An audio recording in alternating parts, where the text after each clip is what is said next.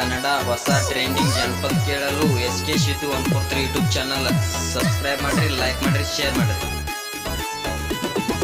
ನಿಮ್ಮೂರ ಜಾತ್ರಿ ಬತ್ತ ನೀ ಇಲ್ದ ಕಳಿಲಂಗ ಬತ್ತ, ನಿಮ್ಮೂರ ಜಾತ್ರಿ ಬತ್ತ